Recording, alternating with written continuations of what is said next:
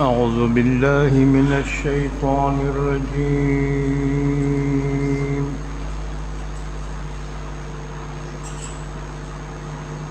بسم الله الرحمن الرحيم.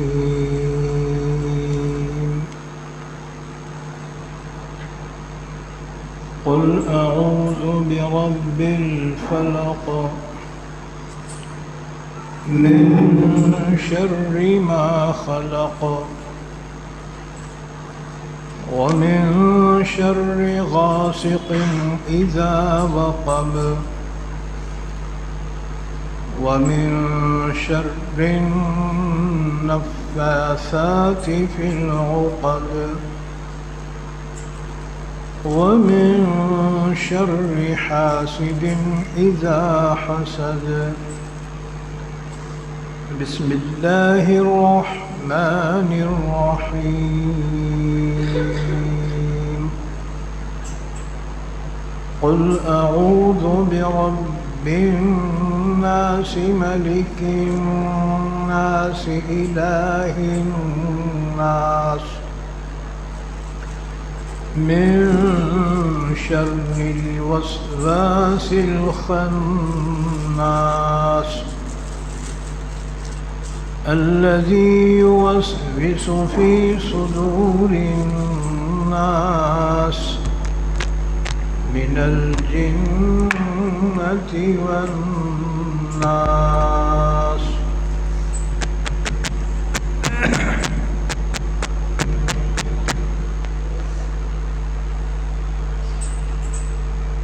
پناہ میں آتا ہوں اللہ کی شیطان مردود سے. شروع کرتا ہوں اللہ کے نام سے جو بڑا مہربان نہایت رحم کرنے والا ہے. قل اعوذ برب الفلق. کہہ دیجئے آپ اے نبی صلی اللہ علیہ وسلم پناہ میں آتا ہوں میں صبح کے رب کی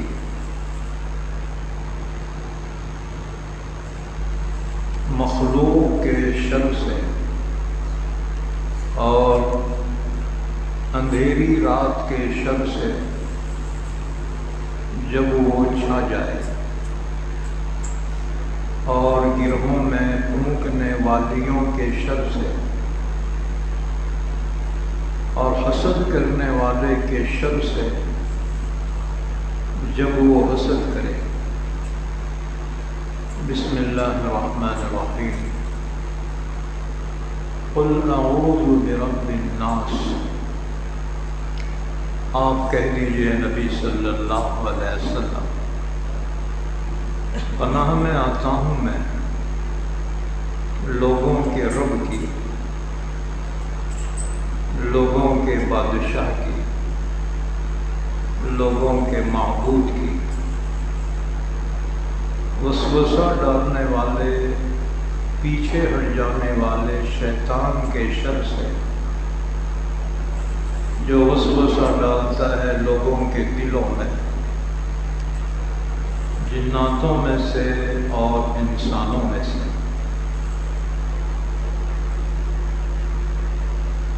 یہ قرآن کریم کی آخری دو سورتیں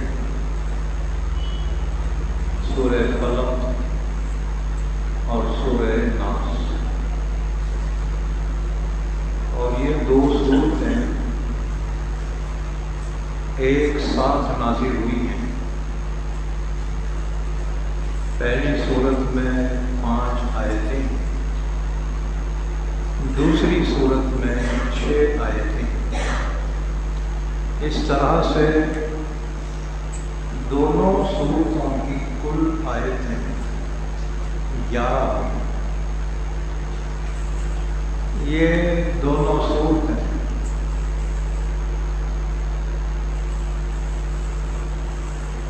مکے میں نازل ہوئی، یعنی ہجرت سے پہلے نازل ہوئی۔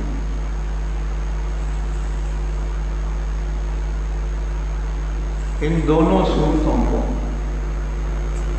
معوذتین کہا۔ حضور صلی اللہ علیہ وسلم پر ایک یہودی نے جادو کیا، سحر کہتے ہیں جادو کو۔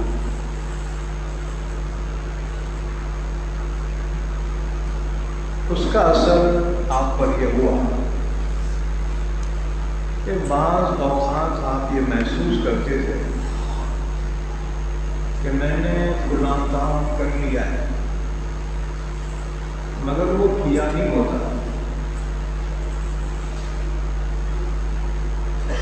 یہاں تک کہ آپ کی یہ کیفیت 6 مہینے تک رہی، آپ کو بڑی شدید تکلیف ہوتی تھی، لیکن بیماری ہے کیا یہ سمجھ میں نہیں آ رہا۔ ایک رات حضور صلی اللہ علیہ وسلم نے خواب دیکھا، 2 فرشتے آئے، ایک آپ کے سرہاں میں بیٹھا اور دوسرا پائنٹی پہ بیٹھا۔ سرہانے والے فرشتے نے پائنٹی والے فرشتے سے پوچھا کہ ان کو کیا تکلیف ہے؟ پائنٹی والوں نے کہا ان پر سحر کیا گیا ہے، جادو کیا گیا ہے۔ پھر پہلے والے نے پوچھا کہ کس نے کیا ہے؟ دوسرے والے فرشتے نے کہا لبید ابن عاصم نے کیا ہے، جو یہودیوں کا حلیف تھا، منافق تھا۔ پہلے والے نے پھر پوچھا کہ جادو کس چیز پہ کیا گیا ہے؟ دوسرے والے نے کہا کہ آپ کے کنگھی پر اور کنگھی کے دندانوں پر جادو کیا گیا ہے۔ پہلے والے نے پوچھا اچھا وہ جادو کہاں رکھا گیا ہے؟ دوسرے والے نے کہا کہ اس غلاف میں رکھا گیا ہے جس کے اندر کھجور پیدا ہوتی، جسے موٹی زبان میں گاہا کہتے ہیں، اور وہ ایک کنویں کے اندر ایک پتھر کے نیچے رکھا گیا ہے۔ وہ کنواں،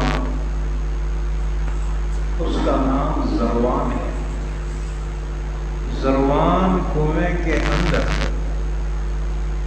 ایک پتھر کے نیچے وہ جادو کا سامان رکھا ہوا ہے۔ حضور صلی اللہ علیہ وسلم کو وہ کنواں بتایا گیا۔ چنانچہ صبح رسول اللہ صلی اللہ علیہ وسلم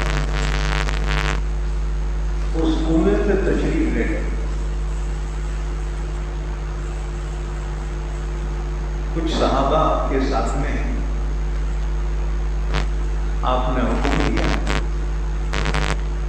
کہ کنویں کا پانی نکال دو اور نیچے پتھر کے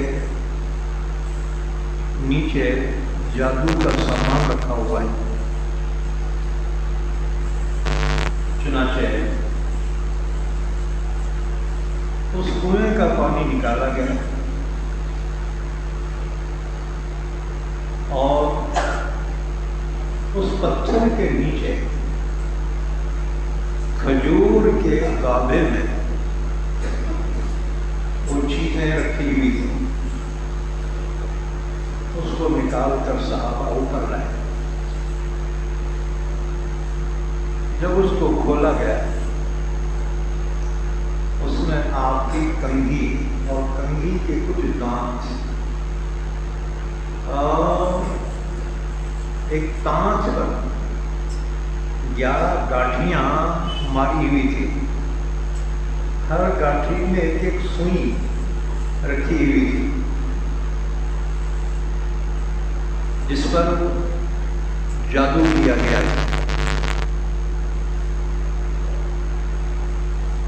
حضرت جبریل علیہ السلام تشریف لائے اور یہ 2 سورے لے کر نازل ہوئے اور فرمایا آپ ان سورتوں کو پڑھیے۔ چنانچہ حضور صلی اللہ علیہ وسلم نے یہ 2 سورتیں جو نازل ہوئی تھی پڑھنا شروع کی، ایک ایک آیت پڑھتے تھے تو ایک ایک گاٹھی کھلتی تھی، یہاں تک کہ یہ 2 سوروں میں 11 آیتیں، آپ نے جب یہ 11 آیتیں پڑھی ہیں تو وہ 11 گاٹھیاں کھل گئی اور حضور صلی اللہ علیہ وسلم شفا یاب ہو گئے۔ آپ صلی اللہ علیہ وسلم کو اللہ نے شفا عطا فرمائی۔ یہ حدیث بخاری شریف کی ہے اور ان 2 سورتوں کا یہ شان نزول ہے۔ مسند احمد کی حدیث ہے کہ رسول اللہ صلی اللہ علیہ وسلم کو یہ مرض یعنی یہ جادو 6 مہینے تک رہا۔ ایک دن حضور نے حضرت عائشہ سے فرمایا عائشہ اللہ نے مجھے بتا دیا ہے کہ میرا مرض کیا ہے، اور پھر حضور نے یہ تفصیلات بیان فرمائی۔ بہرحال یہ 2 صورتیں نازل ہوئی جس میں علاج ہے جادو کا اور جنات و شیاطین کے اثرات کا۔ ان میں سے پہلی صورت میں تو دنیاوی مصیبتیں تکلیفیں ان کا علاج ہے، اور دوسری صورت میں روحانی اخروی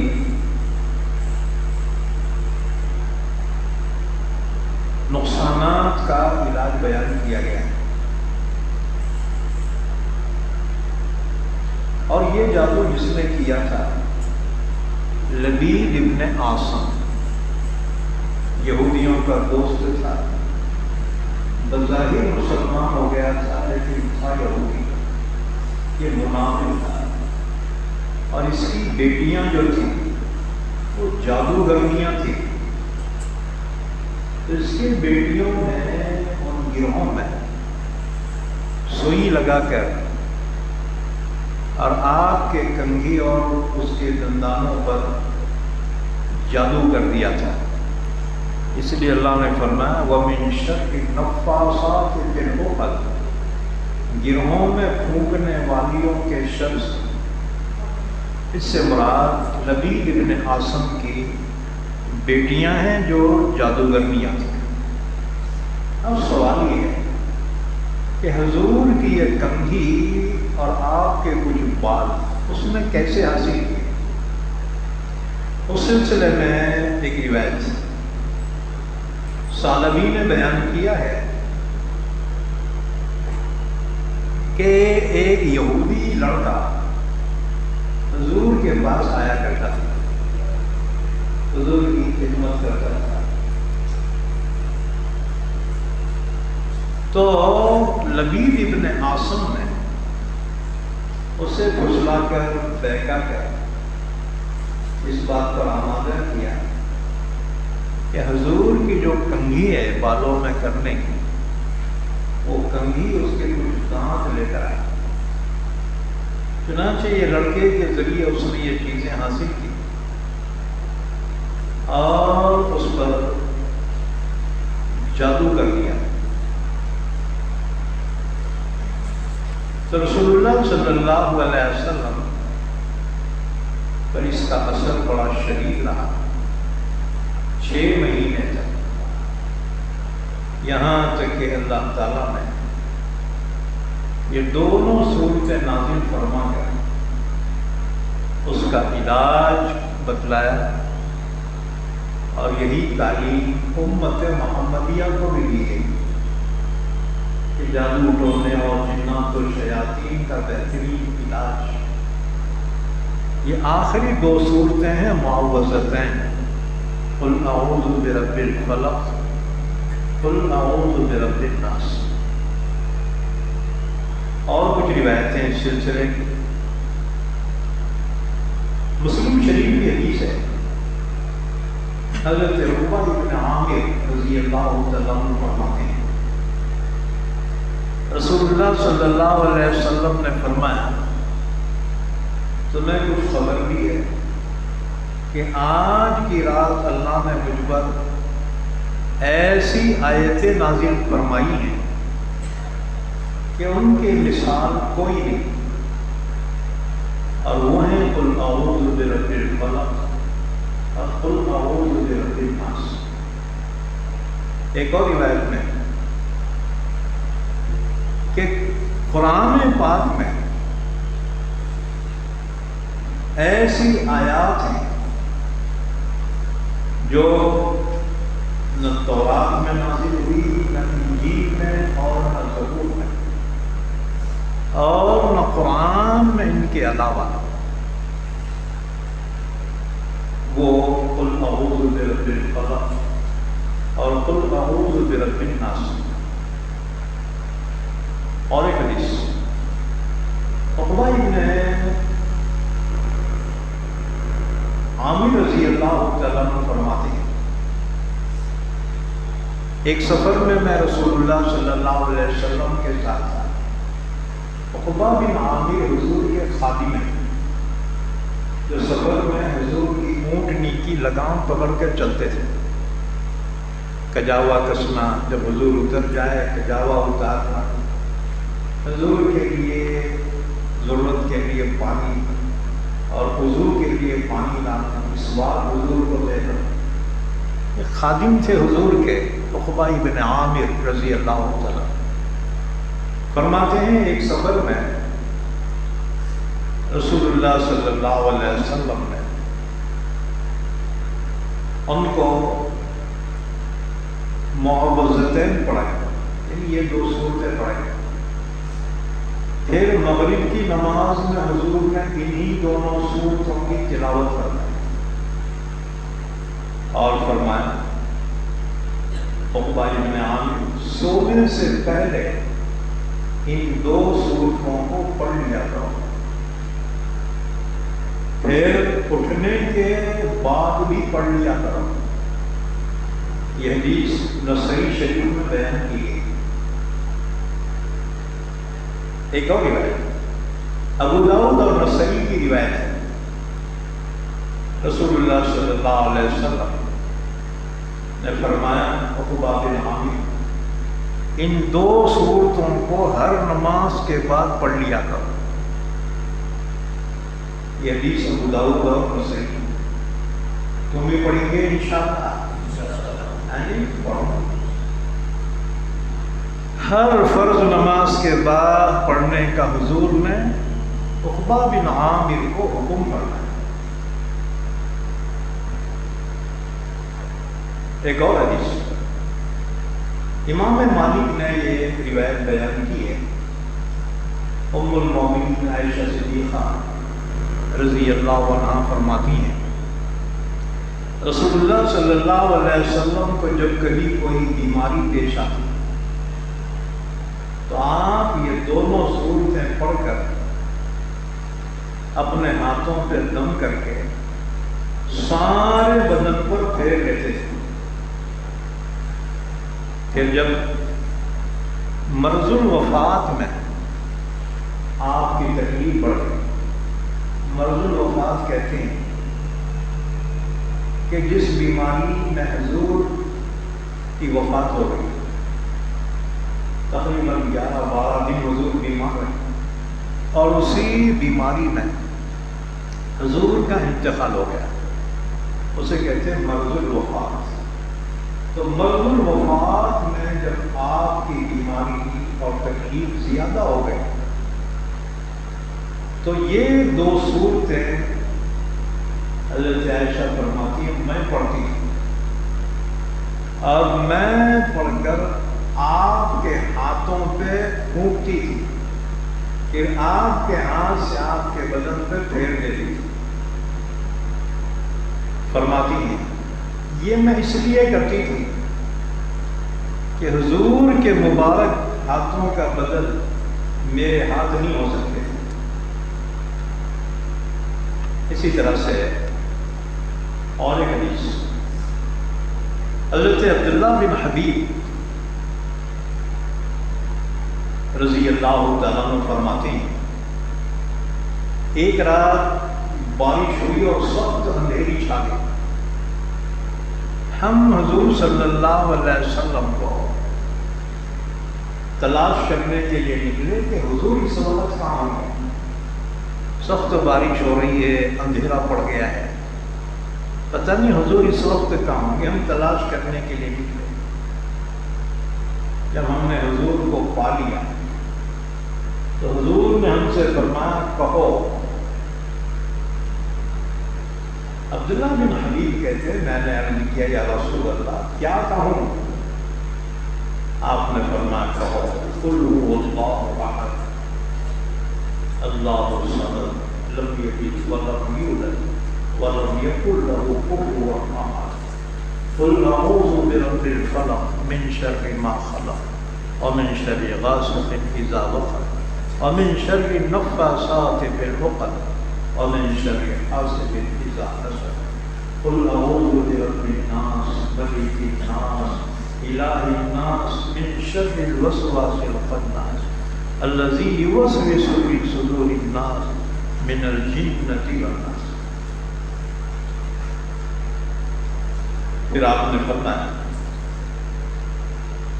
جب صبح ہو اور جب شام ہو 3 مرتبہ ان کا پڑھنا تمہارے لیے ہر تکلیف سے امان ہوگا، اللہ ہر تکلیف سے محفوظ رکھے گا۔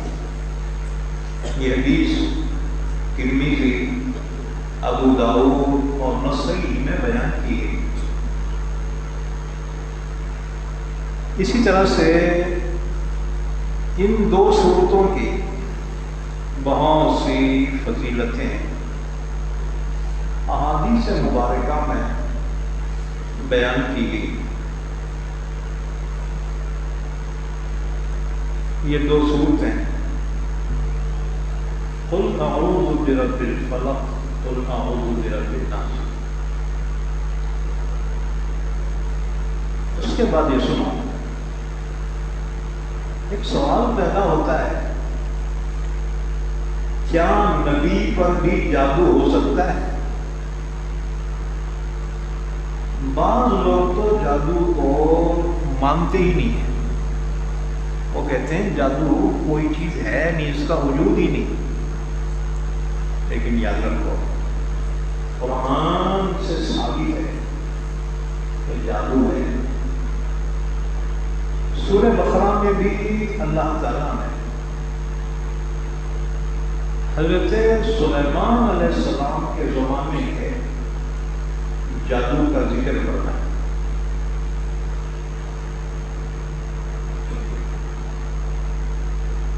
اور بابل کے جادو کا بھی ذکر کرنا ہے۔ وَاتَّبَعُوا مَا تَتْلُو الشَّيَاطِينُ عَلَى مُلْكِ سُلَيْمَانَ، یہودی اس جادو کے پیچھے پڑ گئے جو سلیمان کے زمانے میں جنات و شیاطین جو منتر پڑھا کرتے تھے، جادو کے منتر۔ یہ یہودی اللہ کی کتابوں کو چھوڑ کر جادو کے پیچھے پڑ گئے. وَاتَّبَعُوا مَا تَتْلُو الشَّيَاطِينُ عَلَىٰ مُلْكِ سُلَيْمَانَ وَمَا كَفَرَ سُلَيْمَانُ وَلَٰكِنَّ الشَّيَاطِينَ كَفَرُوا يُعَلِّمُونَ النَّاسَ السِّحْرَ.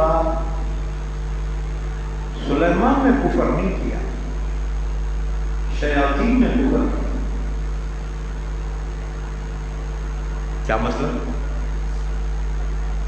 حضرت سلیمان علیہ السلام کے زمانے میں جنات و شیاطین جادو کی کتابیں پڑھتے تھے، اور ان کے جو ماننے والے ہیں کاہن، جوتشی اور اسی طرح سے عملیات کرنے والے تانترک لوگ، ان سے وہ جادو سیکھتے تھے شیاطین سے. سلیمان علیہ السلام کو پتہ چلا کہ کمبخت شیاطین اور جنات جادو کی کتابیں پڑھتے ہیں. سلیمان نے حکم دیا پوری کتابیں ضبط کر دو. جتنی جادو کی کتابیں تھیں جنات و شیاطین کے پاس وہ تمام ضبط کریں، اور وہ کتابیں ایک صندوق میں رکھ کر صندوق کو قفل لگایا، اور وہ صندوق اپنے کرسی کے نیچے دفن کر دیا. نیچے کرسی کے دفن کیا، اوپر کرسی رکھی سلیمان نے، جس پہ وہ بیٹھا کرتے تھے، حکومت کرتے تھے. کرسی کی خصوصیت یہ تھی کہ کوئی جن اور کوئی شیطان کرسی کو چھو نہیں سکتا تھا. کرسی کو چھوتے ہی جل کے ختم ہو جاتا تھا. اس لیے جنات و شیاطین سلیمان سے بہت ڈرتے تھے. اللہ نے جنات و شیاطین کو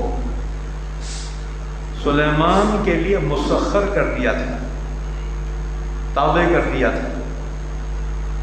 اگر کوئی جن یا شیطان شرارت کرتا تو آپ اسے زنجیروں میں بندھوا کر سمندر کے تہوں میں قید کر دیتے تھے.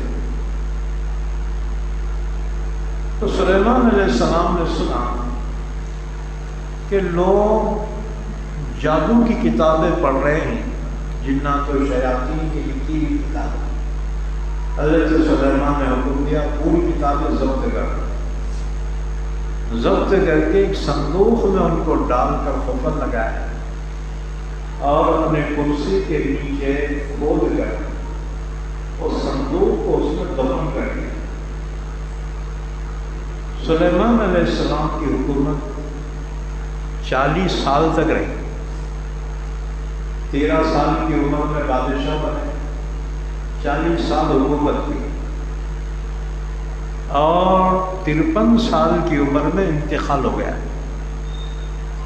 پیغمبر بھی تھے اور بادشاہ بھی تھے، شریم کریم کریم. خشکی اور سمندر کی ساری مخلوقات پر اللہ نے ان کو حکومت عطا فرمائی. بہرحال تو جادوگر جو کتابیں پڑھتے تھے سلیمان علیہ السلام کے زمانے میں، آپ نے وہ کتابیں ضبط کر کے صندوق میں ڈال کر اپنے کرسی کے نیچے دفن کر دیا. تو وہ جادو ٹونے کا تذکرہ پھر بند ہو گئے. حضرت سلیمان کے جب انتقال ہوا تو جنات و شیاطین نے انسانی شکل میں آ کر انسانوں کو گمراہ کیا. کہنے لگے سلیمان کی جو حکومت تھی نا، اتنی بڑی حکومت، اس کا راز کیا تھا معلوم؟ وہ راز اگر جاننا چاہتے ہو سلیمان کی کرسی کے نیچے کھودو. خود تو کھود نہیں سکتے تھے, سلیمان کی کرسی کے قریب نہیں آ سکتے تھے. بہرحال لوگوں نے جب کھودا تو اندر وہ صندوق نکلا. صندوق کھولا گیا تو اندر جادو کی کتابیں نکلی. شیاطین کہنے لگے سلیمان کی حکومت یہ جادو کے زور پر تھی, یہ جادو کے زور پر سلیمان میں حکومت تھی. یاد رکھو جادو کرنا کفر ہے. جو جادو کرتا ہے وہ کافر ہو جاتا ہے. کیوں؟ اس لیے کہ جادو میں جو منتر ہے نا وہ منتر میں کفر اور شرک ہے. اس میں دیوی دیوتاؤں سے مدد طلب کی جاتی ہے, جنات و شیاطین سے مدد طلب کی جاتی ہے, اور بہت گندی حالت میں جادو کیا جاتا ہے. عورتوں کے ناپاک کپڑوں میں. اسی طرح سے رات میں قبرستانوں میں مسنباٹوں میں بیٹھ کر الماس کو خونین کو انتہائی گندگی کی حالت میں جادو کیا جاتا ہے. جادو جتنا گندا ہوگا اتنا زیادہ سخت ہوگا. ہاں جی, اب تم جو ہے قرآن پڑھ کے تھوکے تو نہیں جاتا ہو, کیونکہ چمار کے دیو کو چپل کی پوجا ہونا. شریف آدمی بدماش سے کام کرتا ہے, کام ہو لگا اس میں. ہاں جی, جادو کا توڑ جادو سے ہی ہوتا ہے. ہاں اگر کوئی متقی پرہیزگار بنتا ہے تو اس کے تقوی کی قوت اور قرآن پاک کی برکت سے جادو ختم ہو سکتا ہے. ورنہ چھاٹ چھوٹ عاملہ رہتے نا, انہوں نہیں کر سکتے اس کو, جادو کو کاٹ نہیں سکتے. جتنی گندگی سے ہوگا اتنی شدید ہوگا, اور پاک لوگ گندگی کے پاس نہیں جا سکتے. بہرحال حضرت سلیمان کو قرآن پاک کے ذریعے اللہ نے کلین چٹ دے دی. یہودیوں میں مشہور ہو گیا تھا کہ سلیمان کی حکومت جادو کی زور پہ تھی. اللہ نے فرمایا وَمَا كَفَرَ سُلَيْمَانُ وَلَكِنَّ الشَّيَاطِينَ كَفَرُوا. سلیمان نے کفر نہیں کیا لیکن شیاطین نے کفر کیا. شیاطین جادو کرتے تھے. يُعَلِّمُونَ النَّاسَ السِّحْرَ, لوگوں کو جادو سکھاتے تھے. اچھا, ایک تو جادو وہ جو سلیمان کے زمانے میں, دوسرا جادو اس سے قدیم. وَمَا أُنزِلَ عَلَى الْمَلَكَيْنِ بِبَابِلَ هَارُوتَ وَمَارُوتَ. اور یہ یہودی کمبختوں نے اس جادو کو بھی حاصل کیا جو اتارا گیا تھا بابل میں دو فرشتوں کا, ہاروت اور ماروت. دو فرشتوں کے ساتھ جادو زمین پہ اتارا گیا. وہ دو فرشتے لوگوں کو جادو سکھاتے تھے. اب فرشتے جادو کیوں سکھاتے تھے؟ معجزے میں اور جادو میں فرق بتلانے کے لیے. ورنہ لوگوں کو کنفیوژن ہو گیا تھا کہ لوگ معجزے کو جادو کہتے تھے, جادو کو معجزہ کہتے تھے. لوگ نبیوں کو جادوگر کہتے تھے اور جادوگروں کو پیغمبر کہتے تھے. کنفیوژن ہو گیا تھا ان کو, کیونکہ دونوں سے نتیجے وہی نکلتے تھے. دیکھو جادوگروں نے رسیاں اور لاٹھیاں ڈالی تو سانپ بن گئی. حضرت موسیٰ نے بھی لاٹھی ڈالی, سانپ بن گیا. دونوں سیم تھے نا. جادوگراں ڈالے تو بھی جو ہے وہ لاٹھیاں سانپ بن گئی, اور موسیٰ بھی ڈالے تو وہ لاٹھی سانپ بن گئی. اب لوگوں کو کنفیوژن ہوتا تھا ان میں سے کون جادو ہے اور کون معجزہ ہے، کون پیغمبر ہے کون جادوگر ہے۔ اسی لیے عام طور سے لوگوں نے نبیوں کو جادوگر کہا، کیونکہ ان کو جادو اور معجزے میں فرق محسوس نہیں ہوتا تھا۔ اللہ تعالیٰ نے وہ فرق بتلانے کے لیے باضابطہ آسمان سے 2 فرشتوں کو بھیجا۔ وَمَا أُنزِلَ عَلَى الْمَلَكَيْنِ بِبَابِلَ هَارُوتَ وَمَارُوتَ۔ ہاروت اور ماروت 2 فرشتے۔ وَمَا يُعَلِّمَانِ مِنْ أَحَدٍ حَتَّى يَقُولَا إِنَّمَا نَحْنُ فِتْنَةٌ فَلَا تَكْفُرْ۔ کوئی جادو سیکھنے آتا ہے تو فرشتے کہتے دیکھ جادو مت سیکھ، اب وہ ضد کرتا نہیں ہمارے کو سکھاؤ، فرشتے انکار کرتے۔ جب 7 مرتبہ اصرار کرتا ہے فرشتے کہتے دیکھ کافر مت بن، کیونکہ جادو سیکھنا کفر ہے، جادوگر کافر بن جاتا ہے۔ فلا تکفر، کفر مت کر، لیکن کوئی ضد کرتا ہے تو وہ اس کو جادو سکھا دیتے تھے اور کہتے تھے فلاں جگہ جا، کنویں کے پاس جو راکھ ہے نا وہاں جا کے پیشاب کر۔ وہ جاتا وہاں پیشاب کرتا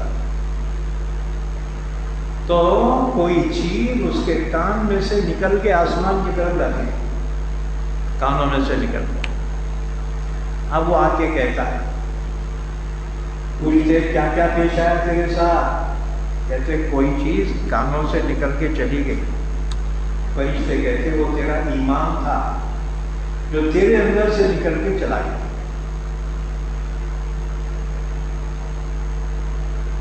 سورہ بقرہ میں ہم ان آیتوں میں جب وہ آئیں گے تفصیلات بیان کریں گے کہ جادو کی کتنی قسمیں ہیں، اس کے اثرات کیا ہیں، پوری تفصیلات ہم وہاں سورہ بقرہ میں بیان کریں گے۔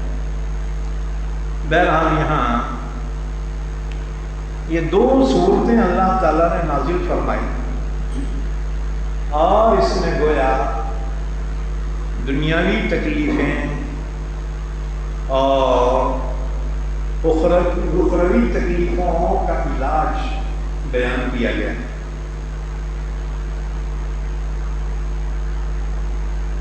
فرمایا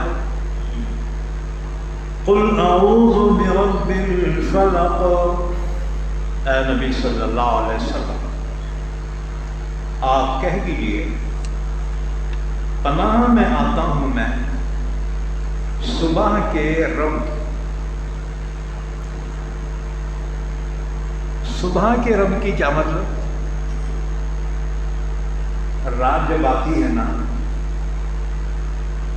بہت سے مصیبتیں لے کر آتی ہیں، جنات و شیاطین رات میں آتی ہیں، رات میں نکلتے ہیں ان کے میلے، اس لیے اپنے بچوں کو مغرب کے بعد گھروں سے باہر مت لے جاؤ۔ یہ ہماری عورتیں ولیمے کی دعوت ہوئی، رات بھر وہاں باتاں 12 بجے تک، اب 12 بجے بریانی کھا کے اب وہاں سے گھر کو آ رہی، بیچ میں جنات و شیاطین جھپٹا مار دیتے تھے،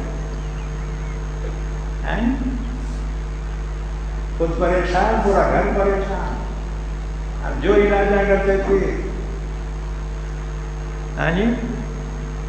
کہ تو مرنے کو 12 بجے بریانی کھانا، شادی میں جانا ہے نا تو جلدی واپس آؤ۔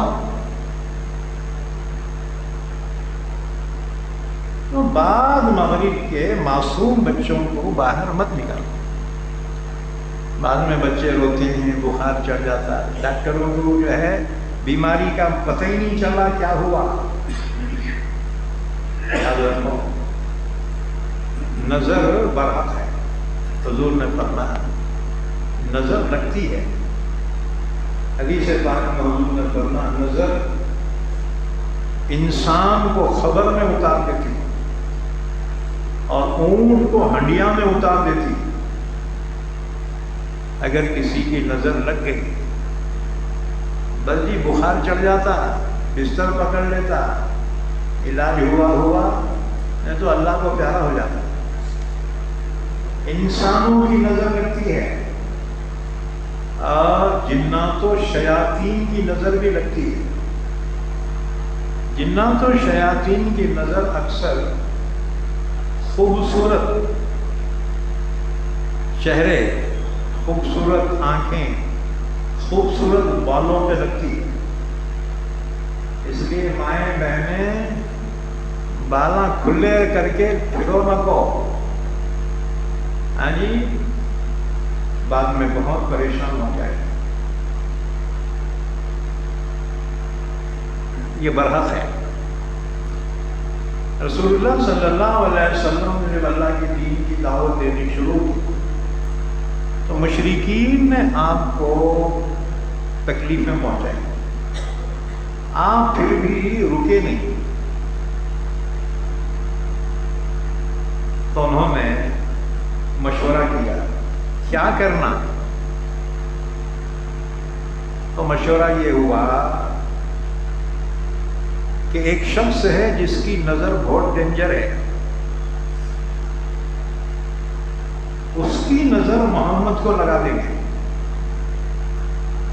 پھر انہوں مر جاتے. وہ اتنا ڈینجر تھا، انہیں کسی کو گھور کے دیکھا نا اسی وقت بیمار ہو کے مر جاتا تھا.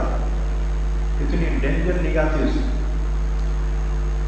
تو مشرکین مکہ نے اس کو تیار کیا کہ چل کر محمد کو نظر لگا.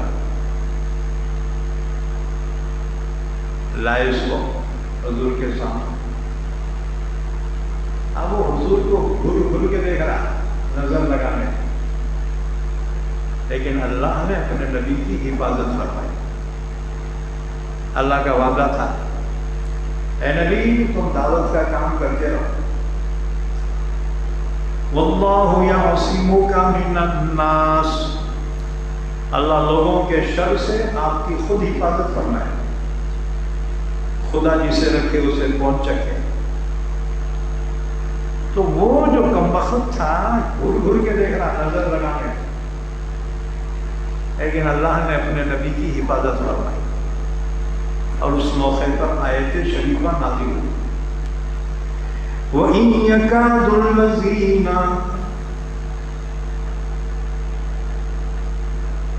یہ کافر اے نبی یہ چاہتے ہیں. وَإِن يَكَادُ الَّذِينَ كَفَرُوا لَيُزْلِقُونَكَ بِأَبْصَارِهِمْ، آپ کو اپنی نظروں سے گرا دے. کافر یہ چاہتے ہیں. لما سمعوا الذکر، جب قرآن سنتے ہیں نا تو کافروں کے جذبات اور ابھرتے ہیں اور آپ کو تکلیف پہنچانے کی کوشش کرتے ہیں. لیکن اللہ آپ کی حفاظت کرنے والا ہے. انہیں بہت کوشش کرا نظر لگانے کی، لیکن اللہ نے اپنے نبی کی حفاظت فرمائی. اور یہ آیت شریفہ نازل فرمائی.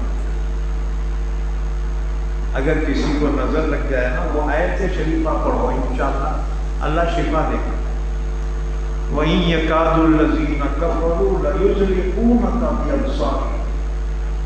میں حافظ تو نہیں ہوں، حافظوں کو پوچھ کے وہ آیت قرآن میں ڈھونڈ لو. ہاں جی اچھا، رسول اللہ صلی اللہ علیہ وسلم کے دو نواسے حسن اور حسین کو بچپن میں نظر لگے. اتنا بیمار ہو گئے، بڑے خوبصورت تھے نا بچے، بستر پہ پڑ گئے. حضرت فاطمہ جو ان کی اماں ہیں حسن حسین، انہوں نے اپنے بابا کو گول بھیجا، ابا ذرا گھر کو آ کے جاؤ، میرے بچے یعنی آپ کے نواسے بہت بیمار ہیں، کچھ کھا رہے بھی نہیں، اٹھ رہے بھی نہیں، اللہ کے نبی دوڑے ہوئے تشریف لائے، دیکھا نواسے بستر پہ بخار میں تپ رہے ہیں۔ حضور پریشان ہو گئے، میرے نواسوں کو کیا ہوا؟ پانی ہے کیا؟ کربلا میں پانی ملے گا کیا؟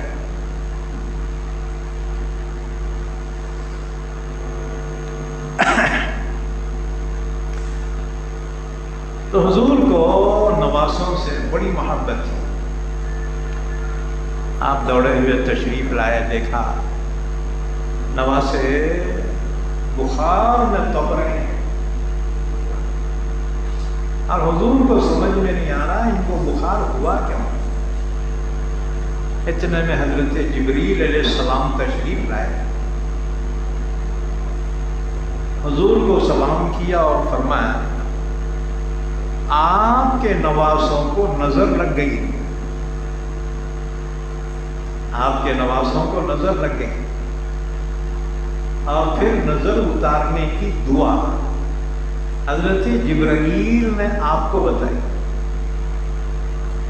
کہ آپ یہ کہہ کر نظر اتاری، اعیذ الحسن والحسین بکلمات اللہ التامۃ من کل شیطان وہامۃ ومن کل عین لامۃ۔ میں پناہ میں لیتا ہوں اللہ کی حسن اور حسین کو اللہ کے کلمات تامہ کے ساتھ ہر شیطان سے اور ہر تکلیف دینے والے جانور سے، سانپ بچھو رہے جانور، اور ہر لگنے والی آنکھ سے میں اپنے نواسوں کو اللہ کے کامل کلمات کے سپرد کرتا ہوں۔ حضور نے جب یہ پڑھا بس جی فوراً نواسے اچھے ہو گئے، بستر سے اٹھ کے کھڑے ہو گئے، دوڑنا شروع کیا، حضور کے سامنے کھیلنے لگے۔ حضور کو بڑی خوشی ہوئی نواسوں کے صحت یاب ہونے میں۔ آپ نے صحابہ سے فرمایا اسی طرح سے حضرت ابراہیم علیہ السلام بھی اپنے دونوں بچے اسماعیل اور اسحاق علیہ السلام کو جب نظر رکھتی تھی یہی پڑھ کر نظر اتارا کرتے تھے۔ ہاں جی، پہلے کے بڑھیاں جو ہے نظر اتارتے تھے وہ مرچاں سے۔ ہاں جی، آج کل کے بھوان کو اتنا بھی نہیں آتا، آج کل کے بھوان کو کوئی کامش نہیں ہے، چکی پیسنا نہیں ہے، ہاں جی، کوٹنا کاٹنا نہیں ہے، سب ریڈی میڈ ہو گیا، سب ایسا ہو گیا۔ اس کی وجہ سے کیا ہوا؟ کھارے سوئے تو بیماریاں آ جائیں۔ محنت اگر ہے تو بیماری نہیں آتی، یاد رکھو، بیماریاں آئیڈیوں کا ہے۔ محنت کرو، اللہ کے نبی نے محنت کی، صحابہ نے محنت کی، ازواج مطہرات نے محنت کی۔ حضرت بی بی فاطمہ حضور کی چہیتی بیٹی اپنے گھر میں خود چکی پیستی تھی اور پانی خود بھرتی تھی، مشکیلا اٹھاتے ہوئے اس کے رسی کے نشان پڑ گئے تھے۔ اپنے گھر میں جھاڑو پوچھا خود کرتی تھی، اس لیے کپڑے گرد آلود رہتے تھے۔ ایک مرتبہ حضور کے پاس کچھ غلام آئے تو حضرت علی نے فاطمہ سے کہا فاطمہ جاؤ، تمہارے بابا کے پاس غلام آئے ہی، ذرا یہ منگ کے لاؤ، گھر میں کام کاج کرو، تمہاری کو مدد کرے گا۔ حضرت فاطمہ گئی، دیکھا وہاں بہت سے صحابہ موجود، مارے حیا کے وہیں سے واپس ہو گئے۔ حضور نے دیکھا بیٹی آ کر کچھ بات کیے بغیر واپس چلی گئی، کیا بات ہے؟ حضور صلی اللہ علیہ وسلم بیٹی کے گھر پہنچے، فرمایا شام کے وقت پہنچے، حضرت علی فرماتے ہیں ہم لوگ گھر میں سو رہے تھے، حضور تشریف لائے اور میرے اور فاطمہ کے بیچ میں آ کر حضور بیٹھے۔ فاطمہ تو بیٹی، علی داماد بھی تھے، داماد سے پہلے حضور میں 10 سال کی عمر سے پال لیا تھا، اپنا بیٹا بنا لیا، بعد میں داماد بنایا۔ چچا سے مانگا تھا ابو طالب سے، چچا تمہارے کو بچے بہت ہیں، آمدنی کم ہے، تمہارا ایک بچہ علی میں پال لیتا ہوں۔ چنانچہ حضور نے علی کو پال لیا تھا جب علی کی عمر 10 سال، جب 21 سال کی عمر ہوئی تو بیٹی دے کر داماد بنا لیا۔ حضرت علی فرماتے ہیں حضور آئے،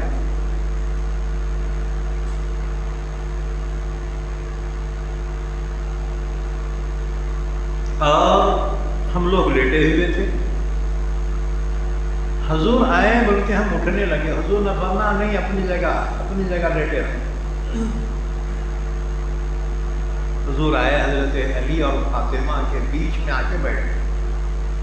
علی فرماتے ہیں حضور کے جو گھٹنے تھے میرے پیٹ کو لگ رہے تھے اور اس کی ٹھنڈک میں محسوس کر رہا تھا، ہو سکتا ہے سردی کا زمانہ ہو۔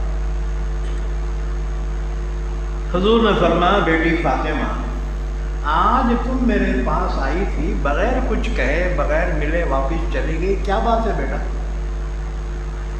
فاطمہ نے فرمایا بابا یہ تمہارے داماد سے پوچھو، علی سے پوچھو، انہوں بھیجے تھے میرے۔ حضور نے فرمایا کیا بات تھی؟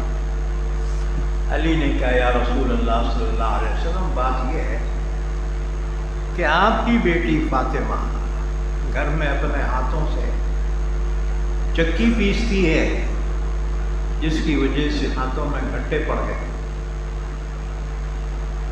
پانی بھرتی ہے مشکیزے میں، چمڑے کے مشکیزے ہو گئے تھے، اس کی رسی کے نشان کاندھے پہ پڑ گئے، اور گھر میں بچوں کا کام کاج خود کرتی ہے، جھاڑو دیتی ہے، دن بھر کاما کرتی ہے گھر میں، تو کپڑے میلے کچیلے رہ جاتے ہیں۔ آپ کے پاس غلام آئے تھے، خادم آئے تھے، میں نے فاطمہ سے کہا تھا فاطمہ جاؤ تمہارے بابا کے پاس کچھ باندھی غلام آئے، ان میں سے ایک مانگ کر لاؤ، گھر میں کام کاج کرنے کے لیے تمہارے معاون بنے گا۔ حضور نے فرمایا بیٹی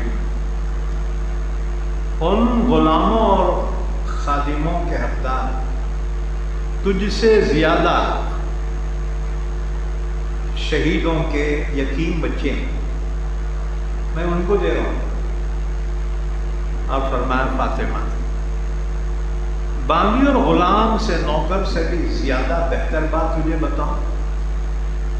عرض کی ابا ضرور بتائیں۔ فرمایا جب دن بھر کام کاج کر کے تھک کر رات میں سونے کے لیے جب بستر پہ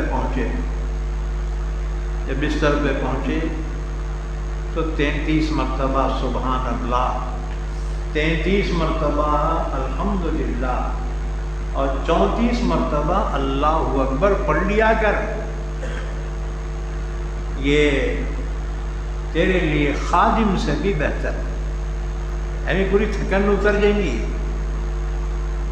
اسی لیے اس تسبیح کو تسبیح فاطمہ کہا جاتا ہے۔ اور ایک حدیث میں ہے ہر نماز کے بعد اللہ کے نبی پڑھا کرتے تھے، اسی لیے بعض لوگ دعا نہیں مانگتے، کیوں؟ یہ تسبیح پڑھتے بیٹھتے ہوں، اب تسبیح پڑھنے والے تسبیح پڑھو، دعا کرنے والے دعا کرو۔ انہوں مجھے وہ دعا کرنے کا حدیث میں نہیں ہے. اچھا تو بھاگنے کی کون سی حدیث ہے؟ سلام پھر کے ایسا بھاگ گئے جیسے خصاب کے ہاتھ سے جانور کی رسی چھوٹ گئی تو جانور بھاگتا نا. ارے نماز پڑھنا ہے تو ذرا اچھا پڑھو نا بھائی. اتنی جان پہ گئی تو کب کب بوجھا سر پہ سے اٹھا کے پھینک دینا معلوم ہو رہا ہے. نماز پڑھے نا اچھا پڑھو. خذوا زینتکم عند کل مسجد. زینت اختیار کرو. اچھا بن سور کیا ہو نماز کے واسطے؟ کوئی بنینا پہن کے آ رہا نماز کو، کوئی بوڑھ کے سر آ رہا نماز ہوتی بھی نہیں. ہوتی رہے بابا، لمبی چڈی پہ ہو جاتی، ناپ سے گھٹنے کے نیچے تک چھپنا. سترے عورت پینٹا پہن رہے، پینٹا بھی پھٹے والے، گھٹنے میں پھٹے والے، فقیر چھاپ ہے نہیں. غلطی سے کوئی بولنا یہ گیٹ پہ بیٹھنے والا یہ فقیر گھٹنے پہ پاڑے سو مسجد میں کیسا آ گیا؟ اسٹینڈرڈ فقیر آئیں گے. لوگ بولے مصاحب پینٹا ایسے رہتے اور یہ مہنگے رہتے کہتے پینٹا ایسے ہے نہیں. خدا غارت کرے ایسے فقیر ڈے پیشن کو. کیسا برا پیشن آیا اللہ. پہلے بھی پھٹتے تھے گھٹنے پہ تو مائیں جو ہوتی تھی نا ٹھیکلا لگاتے تھے اس کو میمن. اب ان کے ماما ہے کہ نہیں کہ ان کے پینٹا کو ٹھیکلا لگانے والا نہیں ہے کوئی. کیسا برا پیشن آیا. اب مسلمان نہیں ہے اس میں ہے نہیں. اللہ حفاظت فرمائے. اور اپنے بچوں کو اسلامی طریقہ سکھاؤ. ہمارا کیا کرنے کا دوسری نقل کر کے؟ ہمارے لیے تو رسول اللہ صلی اللہ علیہ وسلم بہترین نمونہ ہے. لقد کان لکم فی رسول اللہ اسوۃ حسنہ. ہمارے لیے آئیڈیل حضرت محمد صلی اللہ علیہ وسلم. بہرحال حضرت فاطمہ رضی اللہ تعالیٰ عنہ کو حضور نے یہ تسبیح بتلائی. 33 مرتبہ سبحان اللہ، 33 مرتبہ الحمدللہ، 34 مرتبہ اللہ اکبر. فرمایا بیٹی فاطمہ یہ پڑھ لیا کر، یہ خادم سے بھی بہتر ہے، یہ تیرے لیے کفایت کرے. اور دوسری روایت میں حضور ہر فرض نماز کے بعد یہ پڑھا کرتے تھے.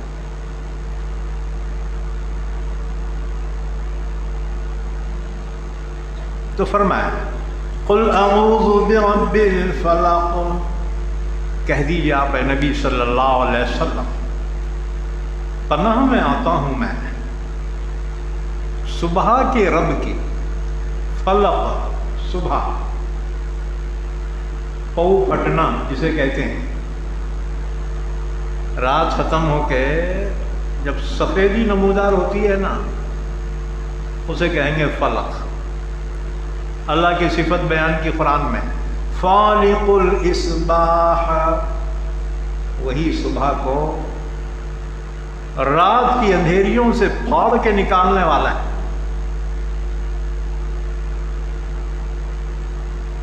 تو صبح کے رب کی قسم کھاتا ہوں، پناہ میں آتا ہوں میں صبح کے رب کی. اس وجہ سے کہ رات جو ہوتی ہے نا یہ مصیبتیں لے کر آتی ہیں. رات کی اندھیری میں جنات و شیاطین کے میلے نکلتے ہیں. رات کی اندھیری میں سانپ اپنے بلوں سے نکلتے ہیں، بچھو اپنے بلوں سے نکلتے ہیں، زہریلے جانور اپنے مقام سے نکلتے ہیں، جادو کرنے والے رات کے موقع کو غنیمت سمجھتے ہیں. زلزلے اور بھوکمپ رات میں آتے ہیں، چوراں رات میں آتے ہیں، ایکسیڈنٹ رات میں ہوتے ہیں. لکھا رہتا نا بازو میں روڑاں کے، ہاں جی، لگی جھپکی گئی جان، تو رات میں انسان کب تک جا سکتا ہے؟ ایک 4 بجے تک۔ یہ 4 سے 5 کے بیچ کا جو وقت رہتا نا بہت ڈینجر رہتا ہے۔ اچھے اچھے چوکیدار ڈلکیاں مارتے، یہ وقت میں جاگنا بہت مشکل ہے۔ لیکن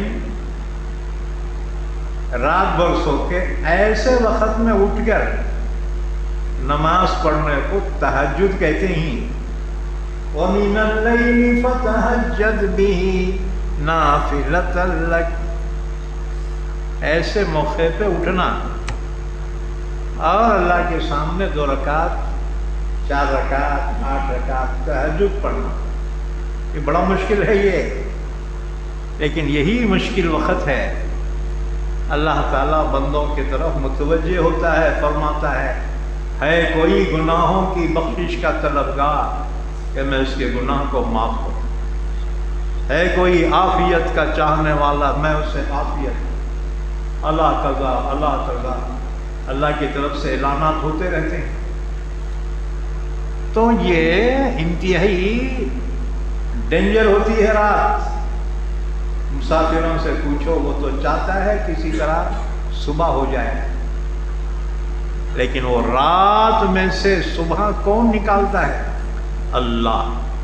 قل اعوذ برب الفلق، اے نبی آپ کہہ دیجئے پناہ میں آتا ہوں میں صبح کے رب کی، من شر ما خلق، مخلوق کے شر سے، چاہے وہ جنات ہو، تکلیف پہنچانے والے، شیاطین ہو، انسانوں میں سے دشمناں ہو، جادوگراں ہوں، ظالماں ہوں، یہ تمام سے اے اللہ میں تیری پناہ میں آتا ہوں۔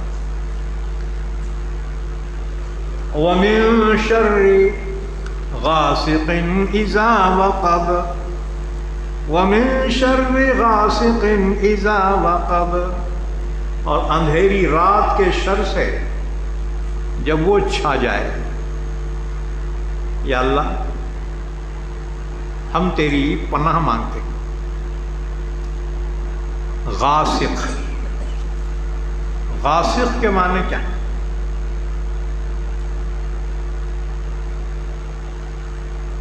یاد رکھو، غاسق کے معنی اندھیری رات کے، فلق کے معنی ہم نے بتایا صبح کے، لیکن فلق کے اور بھی معنی ہیں۔ حضرت ابو ہریرہ کی روایت ہے، رسول اللہ صلی اللہ علیہ وسلم نے فرمایا کہ فلق جہنم کے اندر ایک کنواں ہے اور وہ کنواں بند ہے۔ بیہقی کی روایت ہے، عبد الجبار خولانی فرماتے ہیں دمشق میں ہمارے پاس رسول اللہ صلی اللہ علیہ وسلم کے ایک صحابی تشریف لائے اور دنیا داری میں لوگوں کو مشغول دیکھ کر فرمایا ان کو اس سے کچھ فائدہ نہ ہوگا، کیا ان کے آگے فلق نہیں ہے؟ لوگوں نے پوچھا فلق کیا ہے؟ فرمایا دوزخ میں ایک کنواں ہے، جب اس کو کھولا جائے گا تو دوزخی بھی اس سے بھاگیں گے، اتنی ڈینجر آگ ہے اس کی فلق۔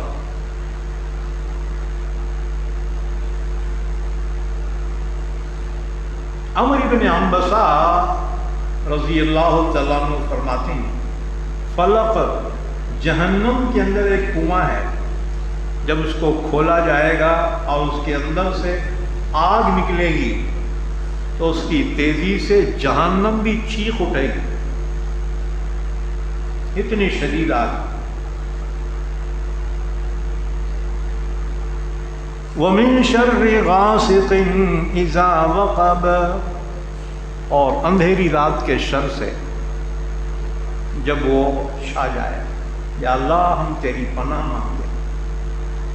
وَمِن شَرِّ النَّفَّاثَاتِ فِي الْعُقَدِ، اور گرہوں میں پھونکنے والیوں کے شر سے، یعنی جادوگرنیوں کے شر سے.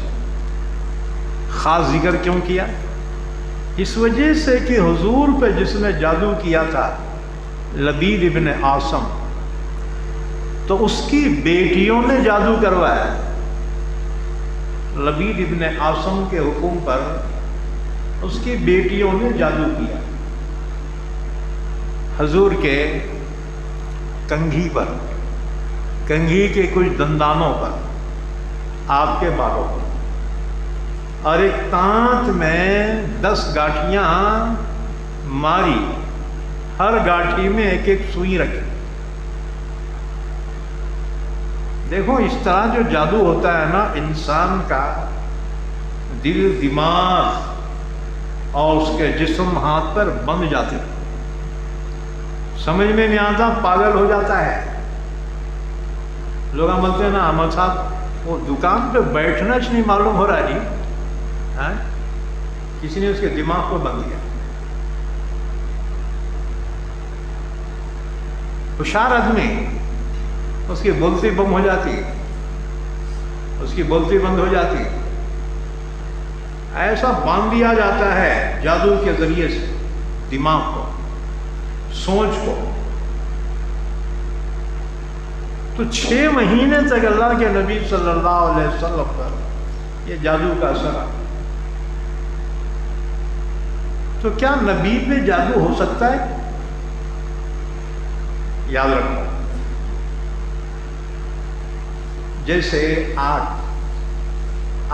کی فطرت ہے جلانا، گرمی ہے، سردی ہے، انسان کے جسم پہ اس کا اثر ہوتا ہے نا، نبی پہ بھی ہوتا ہے. ہاں جی، نبی بھی انسان ہے. تو جیسے گرمی اور سردی اور آگ کا اثر ہوتا ہے، ایسی جادو ہے. اس کا اثر نبی پہ ہونا کوئی بعید بات نہیں، لیکن اللہ نے اس کا علاج بتایا. قل اعوذ برب الفلق قل اعوذ برب الناس. حضور نے جب یہ پڑھا، اللہ نے آپ کو نجات عطا فرمائی اور شفائے کامل عطا فرمائی. وَمِن شَرِّ النَّفَّاثَاتِ فِي الْعُقَدِ، اور گرہوں میں پھونکنے والی جادوگرنیوں کے شر سے یا اللہ میں تیری پناہ میں آتا. ایک بات یاد رکھو، جادو کن چیزوں پہ ہوتا ہے؟ ایک تو بالوں پہ، خاص طور سے عورتیں بالاں کنگھی کرنے کے بعد کام ہی پھینک دیتی. اچھا اب پتہ نہیں آ رہے نہیں آ رہے، وہ لوگ جو بالاں خریدتے ہیں اور بال خرید کے اس کے عوض میں کوئی چیز دیتے ہیں، وہ تو جو عورتوں کو علم نہیں ہے انہوں بیچ دیتے، نہیں تو کہاں پہ بھی پھینک دیتے، تو کنڈے میں پھینک دیتے. خبردار، اپنے بالوں کی حفاظت کرو، کہاں پہ بھی دفن کرو، ورنہ بالوں پہ جادو ہوتا ہے. ہاں جی، بعض جو ہے چوٹی کے بالا کٹ کر دیتے، تمہارے کو پتہ ہی نہیں چلتا. ذرا اپنے بالا کھلے رکھو، ہیرونیا بننے کی کوشش نہ کرو، کیونکہ بالوں پر بھی جادو ہوتا ہے. اچھا، اسی طرح سے ناخون پہ جادو ہوتا ہے. ناخنہ کاٹ کے تم بھی کامینوں کو پھینکو. ہاں جی، کسی کے ہاتھ نہ لگے ایسی جگہ پہ ڈالو. ناخنوں پہ جادو ہوتا ہے. نمبر 3، کپڑوں پہ جادو ہوتا ہے، خاص طور سے عورتوں کے MC پیریڈ کے جو کپڑے ہوتے ہیں نا گندے، اس کی حفاظت کرنا ضروری ہے. اگر غفلت میں رہی اور کسی نے کپڑے چرا لیے تو جادو ہو سکتا ہے. اس لیے دیکھو کبھی کبھی پتہ بھی نہیں چلتا تمہارا کوئی کپڑا غائب ہو گیا. اسی طرح سے بدن پر پہنے ہوئے کپڑے، اتارے سو کپڑے، ان پہ بھی جادو ہو سکتا ہے. اسی طرح سے پیر کے نیچے کی مٹی، اس پہ بھی جادو ہو سکتا ہے. جادوگر دشمناں کیا کرتے، وہ پاؤں کے نیچے کی مٹی لے لیتے، اس کو بھی جادو ہو سکتا ہے. جادو سے بچنے کے لیے بہترین عمل یہ 2 صورتیں ہیں. قل اعوذ برب الفلق، قل اعوذ برب الناس. حضرت عائشہ رضی اللہ تعالیٰ عنہ کی حدیث ہے، رسول اللہ صلی اللہ علیہ وسلم اپنے بستر پر سونے سے پہلے قل هو اللہ احد، قل اعوذ برب الفلق، قل اعوذ برب الناس، کہ تینوں سورے پڑھ کے اپنے ہاتھوں پہ پھونکتے تھے اور پھر اپنے ہاتھوں کو پورے جسم پہ پھیر لیتے تھے جہاں تک ہاتھ جا سکتے ہیں. یہ حدیث جب میں نے پڑھی نا، الحمدللہ جب سے برابر عمل کر رہا ہوں میں. تم بھی کرتے نہیں کرتے؟ تینوں صورت یاد ہوں گے نا تمہارے کو؟ نہیں ہوں گے تو یاد کرو. ہاں جی، عربی نہیں آتا وہ ہندی کے قرآن میں دیکھ کے یاد کرو. ہوتا بھی نہیں ہوتا تو پھر کسی حافظ یا مولوی کے پاس بیٹھ کے ایک ایک آیت کر کے سیکھو. ہماری بہنیں بھی سن رہی ہیں یہ، انہوں بھی اس کا اہتمام کرو. ہاں جی، شروع میں غفلت کرتے، بعد میں بم مارتے بیٹھتے، پریشان ہو جاتے. خود بھی اہتمام کرو، اپنے بچوں کو بھی اس کی ترغیب دو، اپنے بچوں کو تعلیم دو. بچپن سے جو عادت پڑیں گی نا، انشاءاللہ جہاں بھی رہیں گے کامیاب ہو جائیں گے. تو خاص طور سے قل اعوذ برب الفلق، قل اعوذ برب الناس، اس کے پڑھنے کا اہتمام کرو. ایک حدیث سن لو، مسند احمد کی حدیث ہے. حضرت عقبہ بن عامر رضی اللہ تعالیٰ عنہ فرماتے ہیں، میں رسول اللہ صلی اللہ علیہ وسلم کے ساتھ مدینے کی گلیوں میں آپ کی سواری کی لگام تھامے ہوئے چل رہا تھا کہ حضور نے مجھ سے فرمایا، عقبہ اب تم آؤ، تم سوار ہو جاؤ. عقبہ کہتے ہیں میں اس خیال سے کہ آپ کی بات نہ مانوں گا تو نافرمان ہو جاؤں گا، اس لیے میں نے کہا جی یا رسول اللہ، ٹھیک ہے آپ جیسے حکم فرمائیں. میں اوپر چڑھ گیا اونٹنی کے حضور کے حکم کی وجہ سے، پھر فوراً اتر گیا اور کہا حضور ہماری بات مان لیا ہے، اب اوپر آپ جائیے. میں لگام پکڑ کے چل. صحابہ بہت بہادر تھے.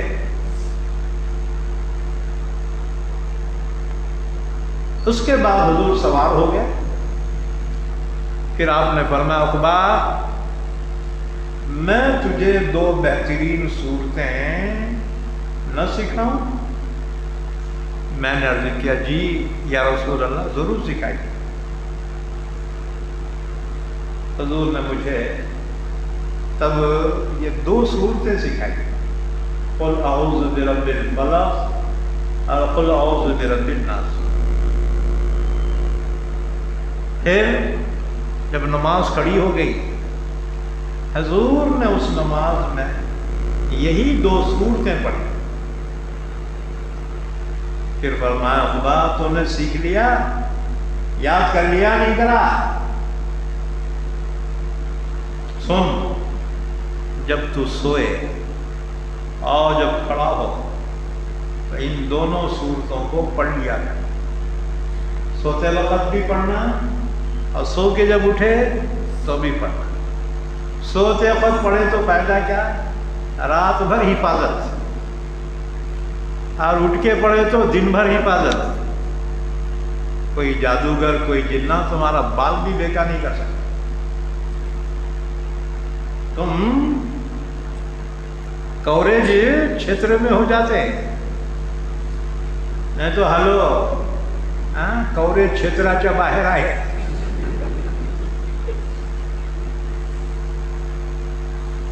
یہ دو صورتوں کے کوریج میں آ جاؤ، تمہاری حفاظت ہوں گی۔ جنات و شیاطین، جادوگر تم پہ اٹیک نہیں کر سکتے۔ یہ بہترین پناہ گاہ ہیں۔ قل اعوذ برب الفلق، قل اعوذ برب الناس۔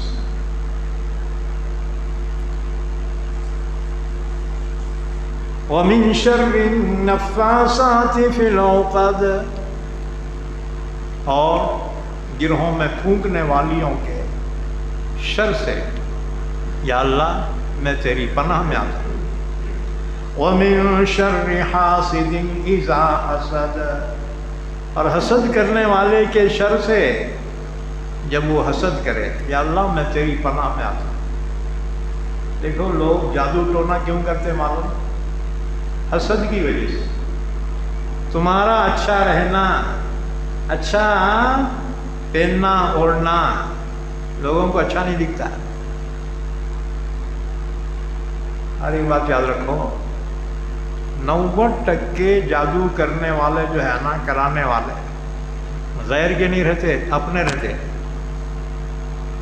ہیں جی، اپنے رہتے، بہت قریب کے رہتے۔ اس لیے یہ صورتیں پابندی سے پڑھو، اللہ حفاظت فرمائے گا، غفلت نہ کرو۔ اور خاص طور سے بچوں کو جو ہے نا نظر لگ جاتی۔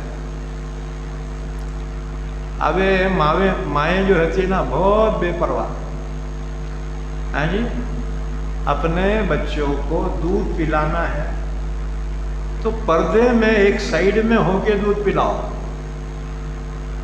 ورنہ اگر نظر لگ گئی تو بچہ اپنے ماں کا دودھ بھی نہیں پیتا۔ مائیں پریشان ہو کے مصاب بچہ دودھ ہی نہیں پی رہا، کیسا کر؟ یہ تیری لاپرواہی کا نتیجہ ہے، بچے کو بھگتنا پڑ رہا ہے۔ نظر لگ جاتی ہے، نظر برحق ہے۔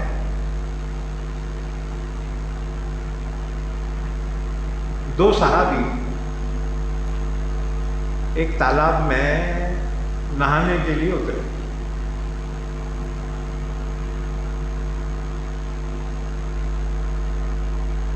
تو ایک صحابی کا جسم بڑا خوبصورت تھا،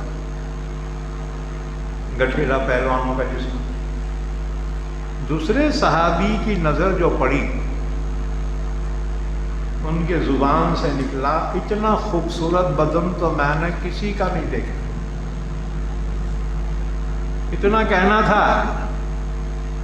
وہ صحابی جس کو یہ کہا تھا انہوں نے، نظر لگائی تھی، وہ صحابی بس ان کی سانس اکھڑنے لگی، خر خر کرنے لگی، یہاں تک کہ پانی میں بے ہوش ہو کے گر گئے۔ دوسرے صحابہ دوڑے ہوئے آئے، ان کو تالاب سے باہر نکالا، بخار چڑھ گیا، بے ہوش ہو گئے۔ حضور کو اطلاع دی گئی، یا رسول اللہ صلی اللہ علیہ وسلم، فلاں صحابی کا حال یہ ہے، سانس کھڑ رہی ہے۔ حضور دوڑے ہوئے تشریف لائے پانی کے اندر، حضور صلی اللہ علیہ وسلم۔ آپ نے فرمایا اپنے بھائی کو میرے پاس۔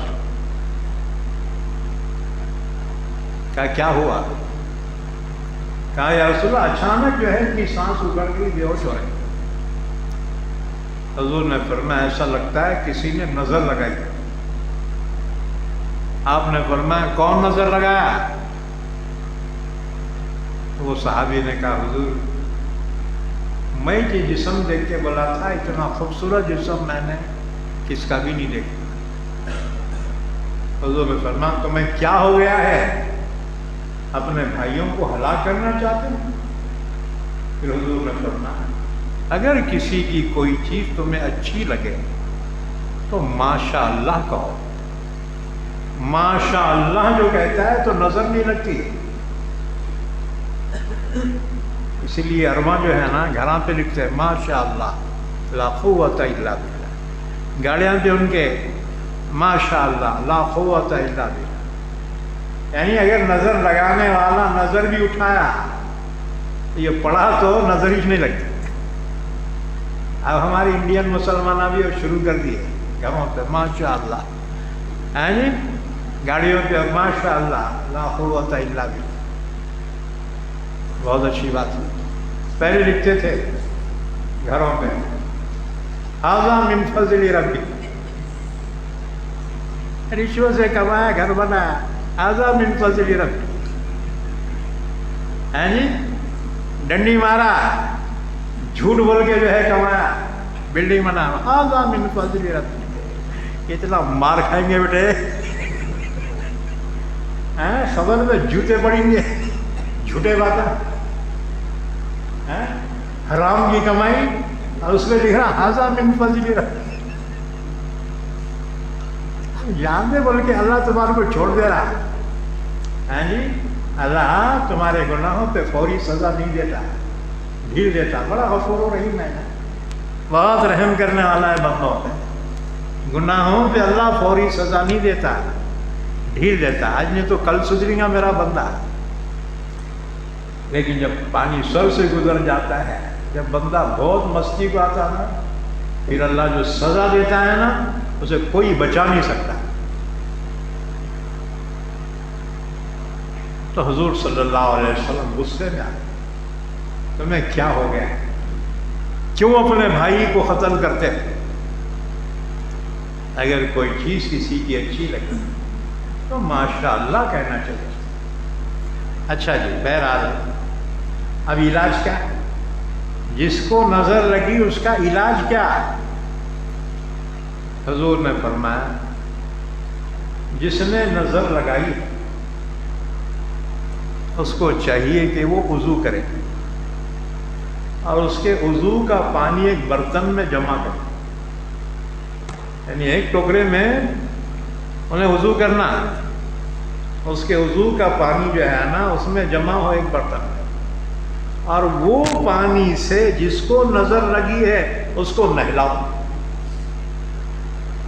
جب ایسا کیا وہ صحابی اٹھ کے ٹائٹ ہو گئے، اچھے چنگے ہو گئے۔ یہ علاج ہے،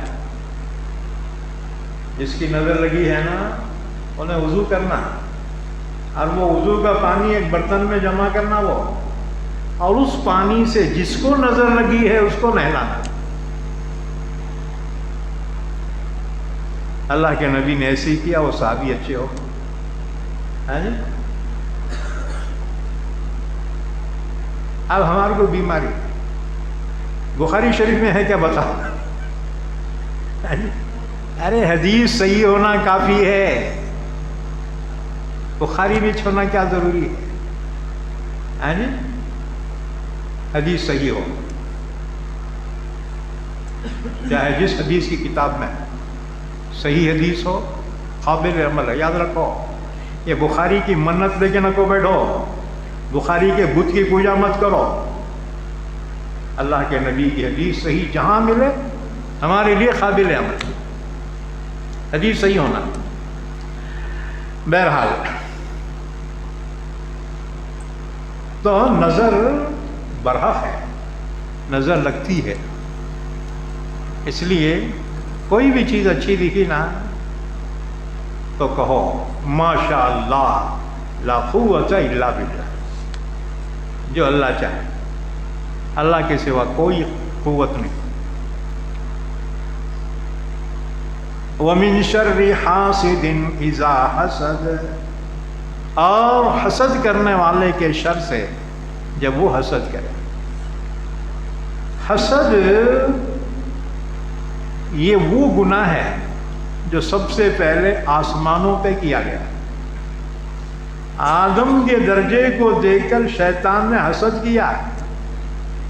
سجدہ کرو بولے تو نہیں کرا ہے نہیں. تو سب سے پہلا گناہ حسد کا آسمانوں پہ ہوا کہ شیطان نے آدم سے حسد کیا. اور سب سے پہلا گناہ زمین پہ حسد کا ہوا کہ قابیل نے حابیل کو قتل کیا. یہ دونوں آدم کے بیٹے تھے ہے جی. ایک لڑکی سے نکاح کے بارے میں اختلاف ہوا اور قابیل نے اٹھا کے حابیل کو قتل کیا. اللہ نے فرمایا جتنے بھی دنیا میں قتل ہوں گے قاتل کو گناہ کے علاوہ وہ پہلا جو تھا نا اس کو بھی گناہ ملے گا. تو حسد یہ وہ گناہ ہے جو آسمانوں میں سب سے پہلے ہوا اور زمین پہ سب سے پہلے کیا گیا. حسد کسے بولتے ہیں؟ حسد کہتے ہیں کسی کے پاس کوئی نعمت دیکھ کر یہ تمنا کرنا کہ وہ نعمت اس سے چھین جائے.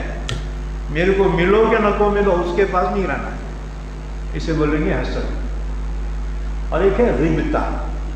غبطہ کہتے ہیں کسی کی نعمت دیکھ کر تمنا کرنا اللہ وہ نعمت میرے کو بھی دے اور اس کے پاس بھی رہن دے. یہ جائز ہے. اسے بولیں گے غبطہ. رش جائز ہے. لیکن حسد حرام ہے. حرام. کسی کی نعمت دیکھ کر یہ تمنا کرنا کہ وہ نعمت اس سے چھین لی جائے یہ حسد ہے.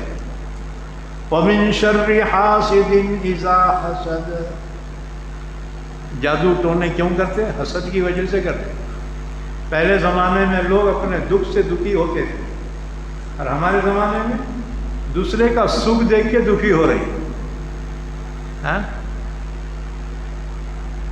ہمارے ساتھ کام کرتا تھا. ابھی ہم گھر کے ٹینا بھی نہیں بدل سکتے, انہیں بلڈنگ کیسا بنایا. کہاں سے بھی ہنڈا لگاؤں گا اس کو. خواہ مخواہ جگہ, خواہ مخواہ حسد. یعنی جتنا مقدر میں لکھا ہے اتنا مل کے رہیں گا. اب تیرے مقدر دلندر ہے تو ہم کیا کرنا. شروع میں پلاٹنگ کے دھندے چلے. کیا کما رہے لوگ؟ ارے رے لوگ بولے ارے اتنا کما رہے پلاٹنگ میں اپن بھی اترنا. اب انہوں ٹھیلا بنڈی بیچ دے کے پلاٹنگ میں آ گئے. دلیندرا وہ پلاٹنگ کا دھندا ہی ختم ہو گیا. مخدرات سے روزی ملتی ہے. محنت بہانہ ہے. حرام سے کماؤ حلال سے کماؤ اتنا ہی ملے گا جتنا لکھا ہوا ہے. اسے ایک دانہ بھی زیادہ نہیں ملے گا. جب اتنا ہی ملنا ہے تو حرام کیوں کمانا, حلال ہی کمانا ہے نا. انسان حرام کب کماتا معلوم؟ جب اس کی ناجائز خواہشات بڑھ جاتی ہے تو حلال اس کو کم پڑتا ہے, انہیں حرام میں مبتلا ہوتا ہے. اپنی خواہشات کو ذرا لمٹ دو, اس کو تھوڑا صبر کرنا بھی سیکھو. ملا اللہ کا شکر, نہیں ملا صبر کرو. حضرت عثمان غنی رضی اللہ تعالیٰ, اللہ نے غنی بنایا تھا لیکن گھر میں بہت کفایت شعاری سے کام چلاتے تھے.